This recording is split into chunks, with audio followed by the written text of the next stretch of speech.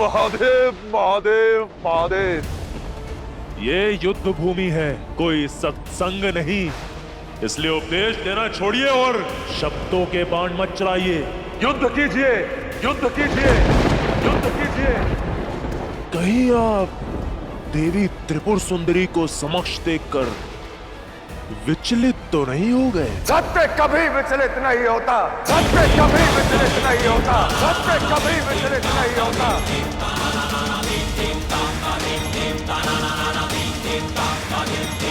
कमलाक्ष, ये मत भूलो कि कभी ना कभी तो देवी त्रिपुर सुंदरी तुम सबके सामने से हटेंगी और उसी क्षण मैं तुम तीनों को अपने नाग पाश से बांध लूंगा।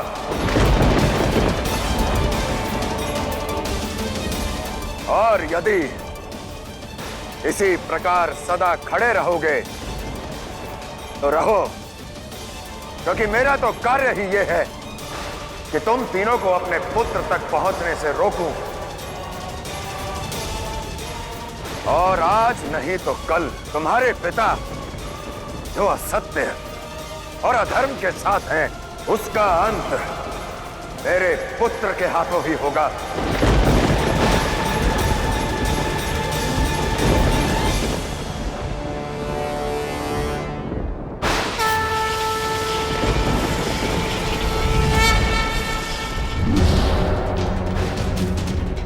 पराजय के लिए सज रहो नारायण, क्योंकि समस्त ब्रह्मांड में कोई नहीं है तो मुझसे अधिक शक्तिशाली है।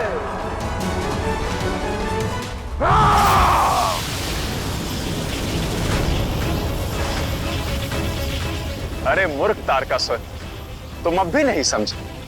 महादेव को यदि अपने पुत्र को केवल बचाना ही होता तो वो उसे कहीं छुपा देते, किंतु वो जानबूझकर तुम्हारे पुत्रों से युद्ध करने गए हैं। सोचो इसके पीछे क्या उद्देश्य होगा। कैसा उद्देश्य?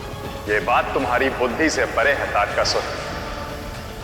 असुर साम्राज्य का, तुम्हारे पुत्रों का और तुम्हारे विनाश का समय निकट है तारकासुर। तुम भूल रहे हो नारायण, मेरे और मेरे पुत्रों के आगे स्वयं आदि शक्ति का अंश वो त्रिपुर सुंदरी खड़ी है। कोई नहीं हरा सकता हमें।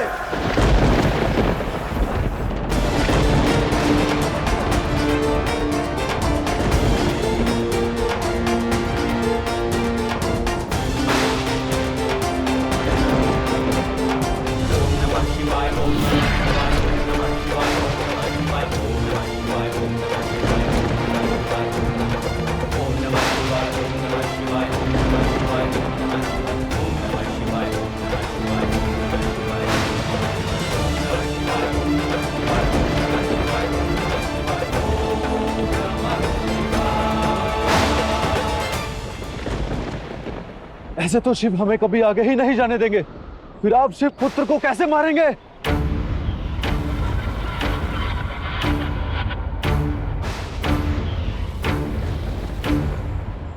एक मार्ग है, एक मार्ग है।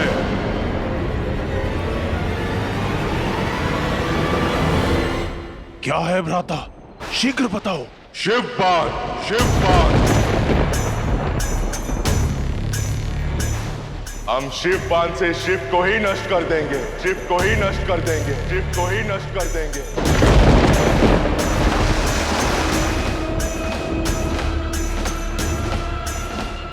वो एक ऐसा अस्त्र है जिसे जिस पर चलाया जाए उसका अंत निश्चित है।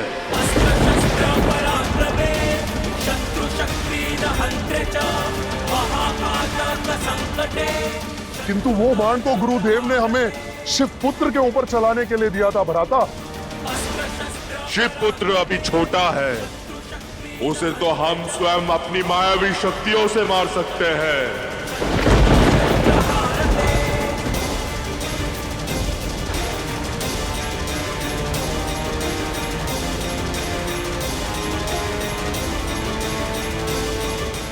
उत्तम विचार है। वो शिव पुत्र भी तो शिव के बल पर ही दहाड़ता फिरता है ना। एक बार इस शिव का अंत हो गया तो फिर क्या शिव पुत्र और क्या वो पार्वती, कोई भी हमारा मार्ग नहीं रोक पाएगा। जाओ शिव बाण, तुम प्रकाश।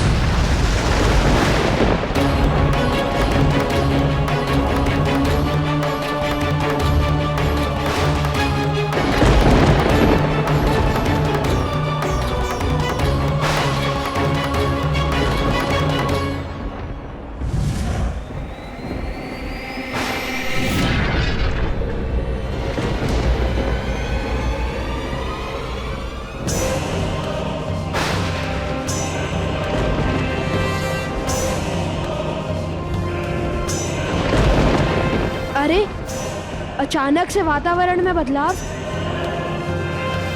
अवश्य कुछ अनिष्ट होने वाला है।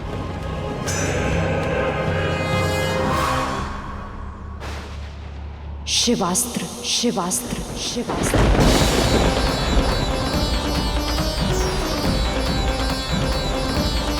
शिवास्त्र?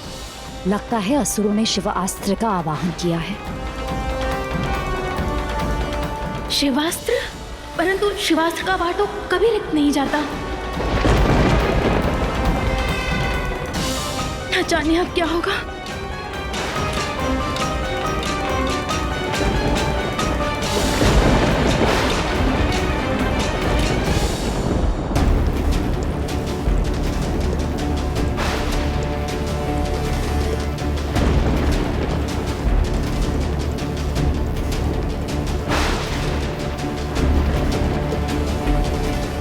नियति का लेख देखिए, शिव का वध उन्हीं के शिव अस्त्र से होने जा रहा है। शिव अस्त्र से होने जा रहा है। शिव अस्त्र से होने जा रहा है। शिव अस्त्र से होने जा रहा है।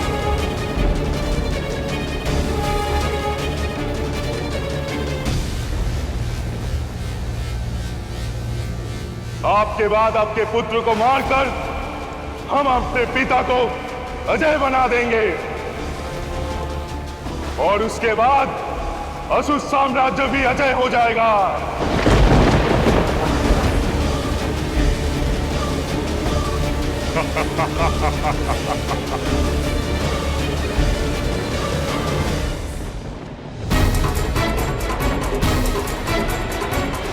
नहीं, ऐसा अनर्थ मत करो।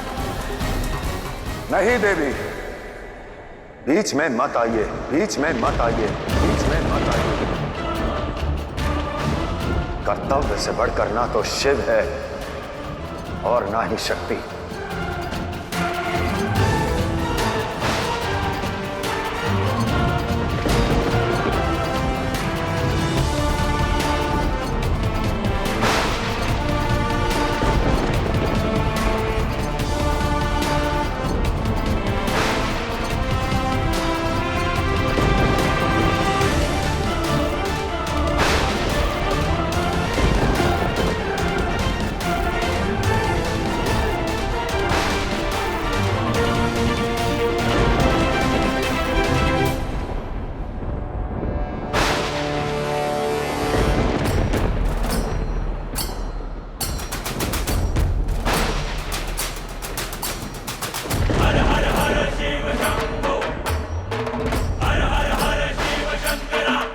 ये कैसी परीक्षा है महादेव? परीक्षा भले ही कठिन है देवी, किंतु स्मरण वे ही किए जाते हैं जिसने कर्तव्य निभाया, जो सत्य का हाथ थाम कर चले। जीवन मृत्यु ये तो मात्र दशा है, सत्य तो केवल कर्तव्य है और सत्य ही तो शिव है देवी, सत्य ही तो शिव है देवी।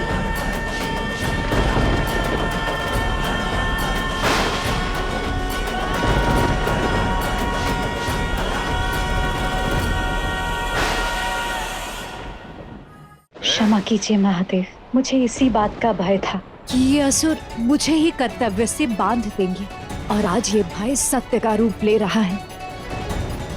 मैं चाहकर भी आपकी रक्षा नहीं कर सकती। मैं कैसे क्षमा करूंगी अपने आप को? नहीं देवी, इसकी कोई आवश्यकता नहीं। मैं आपकी दुविधा समझता हूं।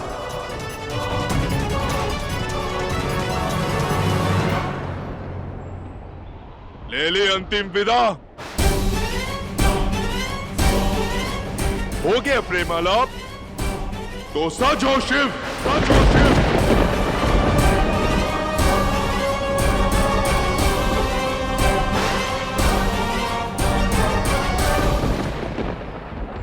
मैं चाहूं तो अभी अपने त्रिशूल से ही इसे काट सकता हूं, परंतु मेरे समक्ष देवी आदि शक्ति खड़ी है और इनके समक्ष शस्त्र उठाना इनका अपमान होगा।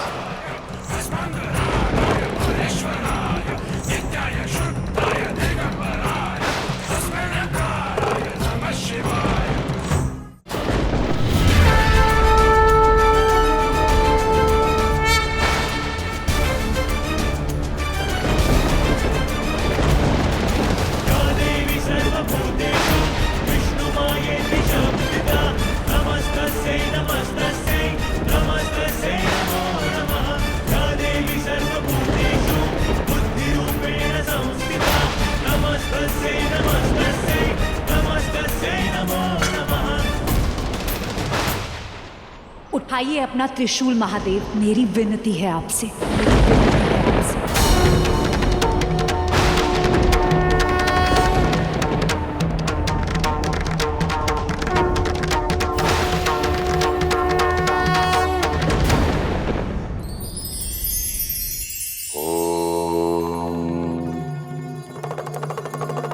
जीवन क्या है? हमारा जीवन एक ऐसा उबड़ खाबड़ मार्ग जिस पर कभी सुख के फूल मिलते हैं तो कभी दुख के शूल। सफलता और असफलता के इस संगम के बीच एक चीज है जिसका दामन कभी नहीं छोड़ना चाहिए, और वो है प्रयास। चाहे घड़ी दुख की हो या सुख की, निरंतर प्रयास ही हमें हमारे गंतव्य तक पहुंचाता है। हाथ में लक्ष्य आए या अनुभव, दोनों से ही सीख लेनी चाहिए, क्योंकि दोनों का मूल्य अनमोल है।